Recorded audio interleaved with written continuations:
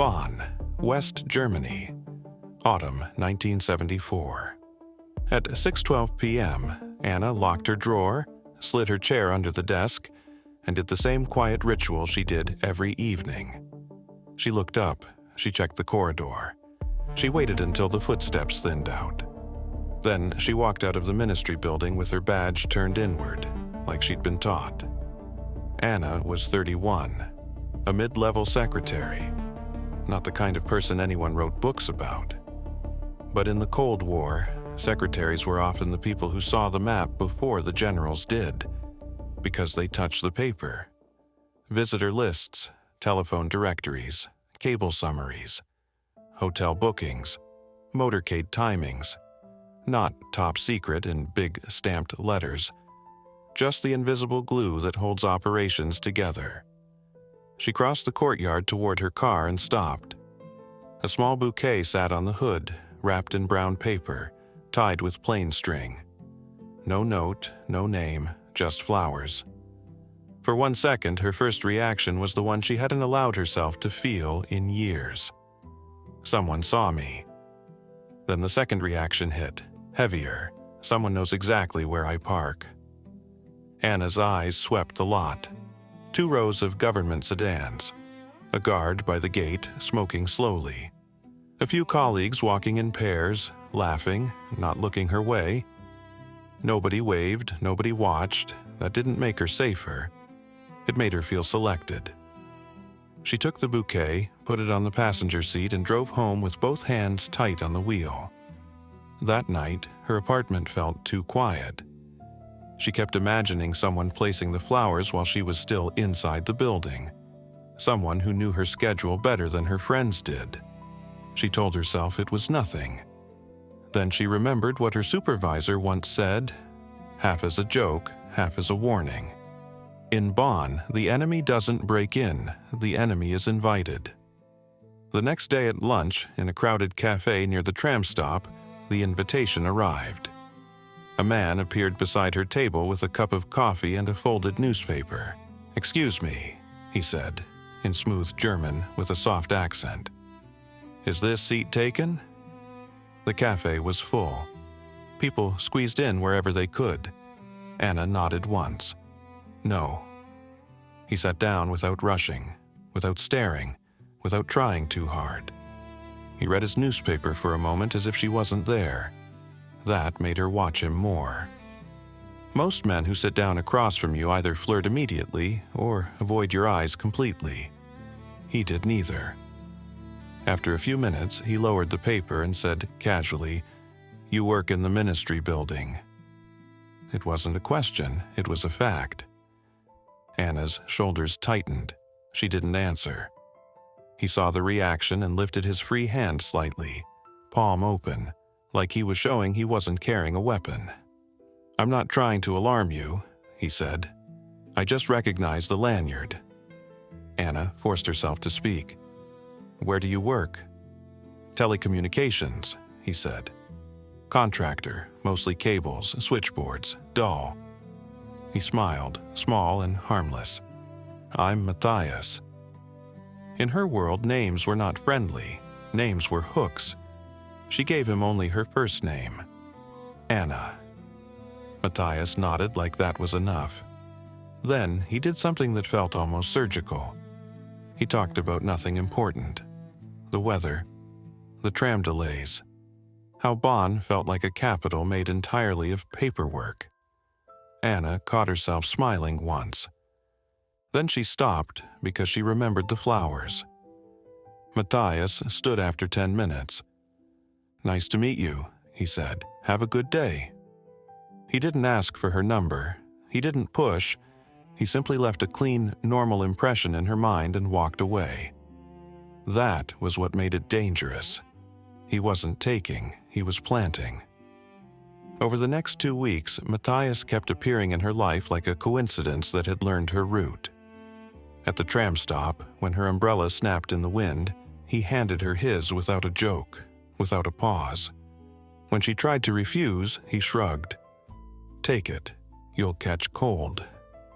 In the corridor outside the café, he held a door for her and said lightly, Your flowers looked nice last week." Anna froze. Matthias saw it and raised both hands again, calm. "I'm not saying I sent them," he said. "I'm saying I noticed you had them. They brightened the whole parking lot." He let her suspicion hang in the air without touching it. "That's how professionals do it. They don't fight your skepticism. They let you get tired of it." And Anna was tired, not just of suspicion, of going home to silence. So when he asked her out, he did it in the only way that didn't trigger the alarm bell she lived with. Quietly, carefully. A simple dinner, far from the ministry district. She told herself she was being smart. She chose the place across the river. She arrived early. She took a seat with a view of the door. She drank slowly. Matthias arrived on time, alone, and spoke like a man with an ordinary life. A childhood near Leipzig. A mother who worried too much. A first job installing lines in apartment blocks. He told a story about dropping a box of cables down a stairwell and being yelled at for an hour by an old foreman with a cigarette. It wasn't impressive. That was the point. Normal stories are the strongest camouflage. A man who talks politics makes you cautious. A man who talks about his mother's cooking makes you trust him. After dinner, he walked her to the tram and didn't touch her. No kiss, no invitation, just a steady look. "I'd like to see you again," he said. Anna felt something dangerous open in her chest. Hope. By December, they were a couple in the quiet way that matters. Keys, small routines, Sunday mornings. Matthias fixed a loose cabinet hinge in her kitchen without being asked. When she had the flu, he brought groceries and sat by her bed, reading the newspaper as if he had nowhere else to be. That reliability did what charm never could. It lowered her defenses, because attraction can be faked. But the man who shows up when you're sick, who cleans your sink in silence, feels like love. And then, slowly, the questions began. Not obvious questions, the kind that sound like care. "You're working late again," he'd say. "End of year paperwork?" "Do you still get a lot of visitors?" he'd ask, like it was small talk. "Does everyone feel watched in that building?" he'd say, like philosophy. Anna answered lightly, the way girlfriends answer. She didn't give him secrets, she gave him context, and context is often worth more. Because the most valuable thing in intelligence isn't always a stamped document. Sometimes it's a human map. Who's nervous, who's promoted, who stays late, who has access, who can be nudged. In January, Anna received a new assignment. She was moved to a small team handling scheduling and logistics for visiting delegations, hotel bookings, car timings, names that didn't appear in newspapers. She came home exhausted and told Matthias about it like it was office gossip. "They're moving me," she said. "It's going to be chaos." Matthias looked up and smiled warmly. "That's good," he said. "They trust you." Anna felt proud. She didn't notice the tiny pause before the word trust, as if he'd waited. The first time Anna brought home something she shouldn't have, she didn't even realize it until it was too late. A single itinerary sheet, accidentally printed, folded, shoved into her coat pocket without thinking. She discovered it at home when she reached for her keys and the paper slid out onto the floor. Her breath caught. In her building, the rule was absolute. Nothing leaves, no scraps, no drafts, no copies. She bent quickly and grabbed it like it was burning. Matthias entered from the kitchen with 2 cups of tea and stopped when he saw her face. "What's that?" he asked, gentle. Anna's heart slammed. "Nothing," she said too fast. Matthias didn't move closer. He didn't demand. He didn't reach. He just watched her and said softly, "You look scared." Anna swallowed. "It's work. I shouldn't have it here." Matthias nodded, calm. "Then we put it back," he said. Tomorrow, no problem." The word "we" made her feel safe. He stepped closer but still didn't reach for it. "I'm not here to make your life harder," he said. "If you made a mistake, we fix it." He sounded like a husband. He sounded like the future. And Anna, tired, stressed, craving someone steady, handed him the paper. Just for a second. Just long enough for him to glance. That glance lasted less than 2 heartbeats, but his eyes didn't read like normal eyes. They extracted a name, a place, a time.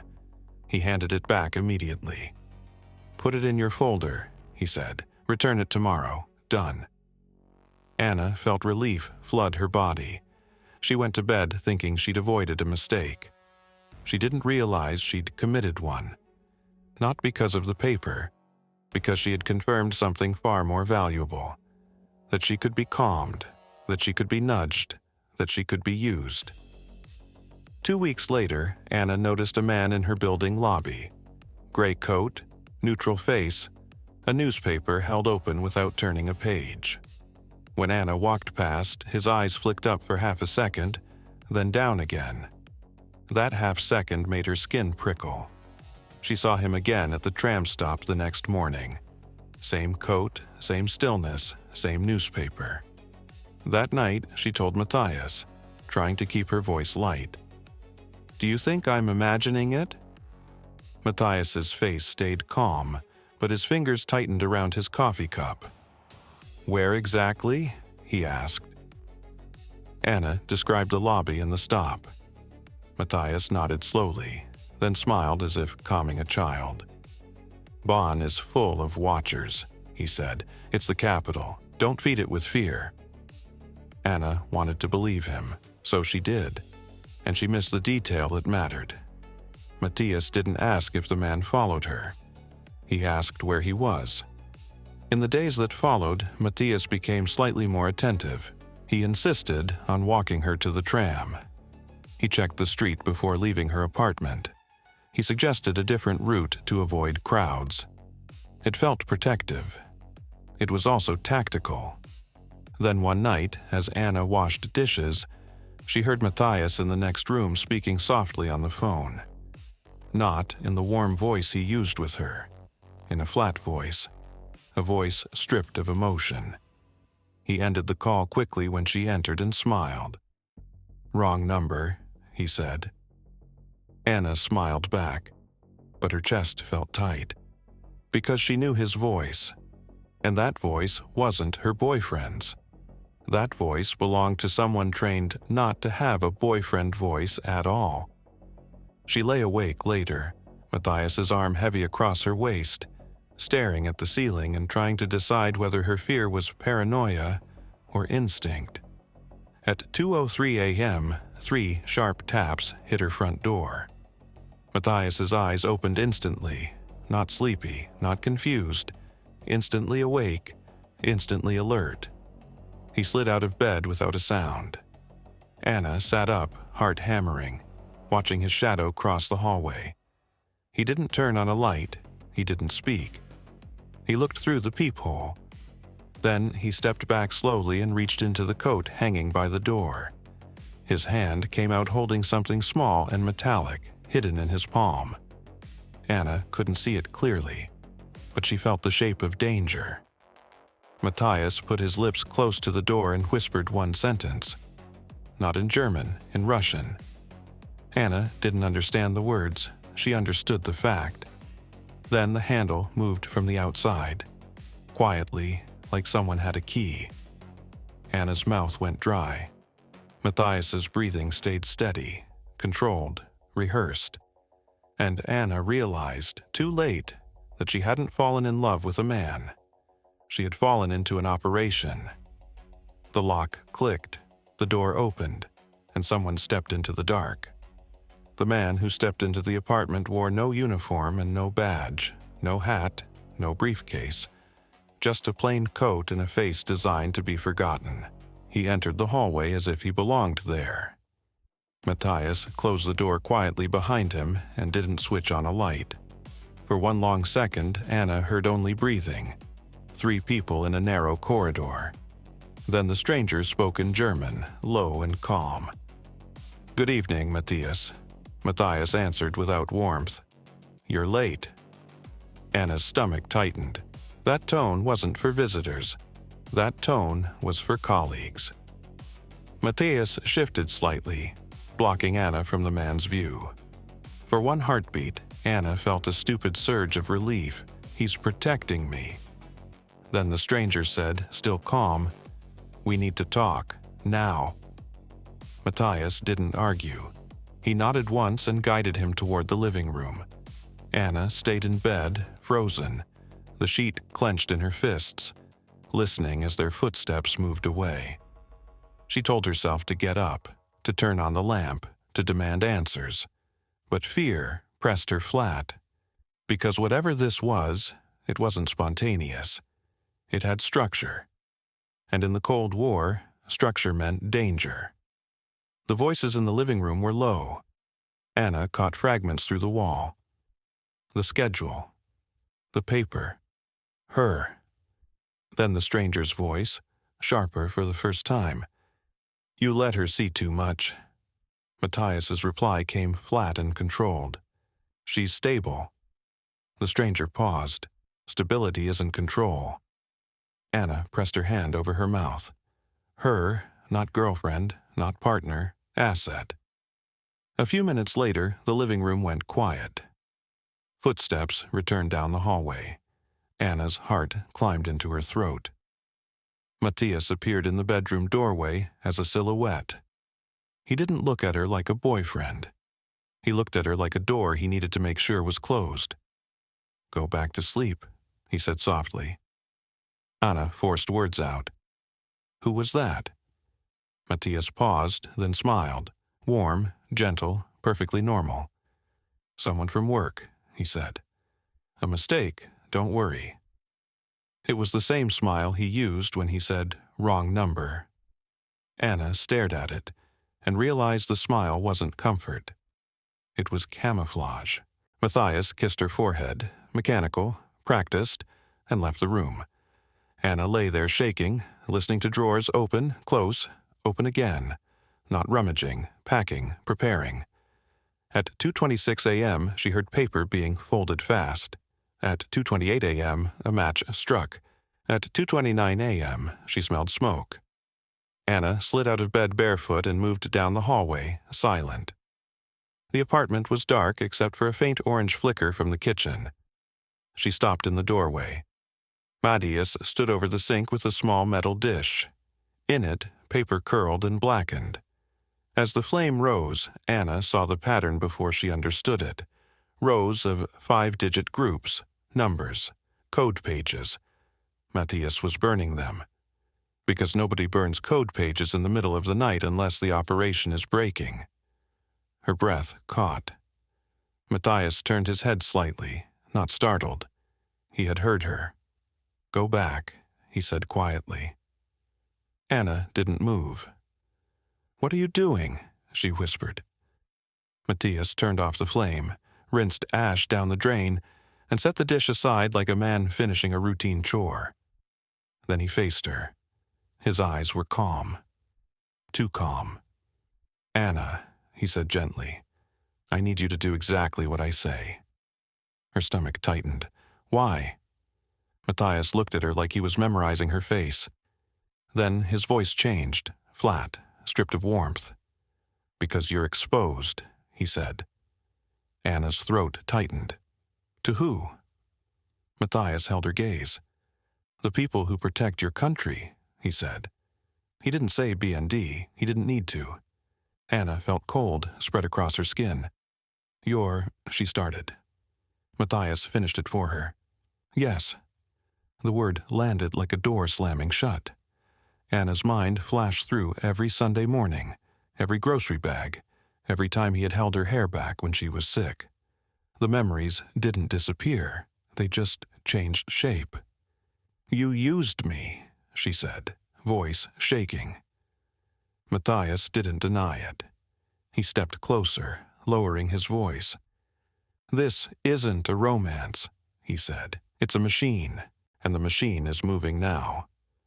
Anna swallowed. "Because of that man?" Matthias nodded once. "They're watching," he said. "Your building, your roots. You saw it before you understood it." Anna felt dizzy.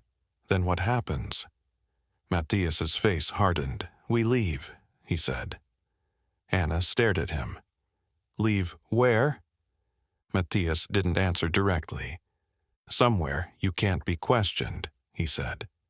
Anna's blood turned to ice. "You want me to defect?" Matthias didn't argue the word. He simply looked at her like it was the only option that existed. "My parents," Anna whispered. "My job." Matthias's voice stayed calm, almost kind. "That life ends tonight," he said. "If you stay, they will break you down until you become a warning to others." Anna shook her head, tears burning. "This is insane," she whispered. "Everything was a lie." Matthias's jaw tightened. For the first time, his mask cracked, just a hairline fracture. "Not everything," he said, quieter. Anna stared at him. That sentence was the most dangerous thing he could have said, because it made her want to believe there was still something real. The man who fixed her cabinet hinge. The man who sat by her bed when she had the flu. The man who didn't touch her on their first night because he wanted her to trust him. Then the apartment phone rang. Once, twice, 3 times. Anna froze. Matthias moved instantly, not to answer but to listen. The phone rang again. Matthias's eyes locked on Anna. "Don't move," he whispered. He lifted the receiver and spoke in Russian. 2 short phrases, clipped and controlled. Then he listened.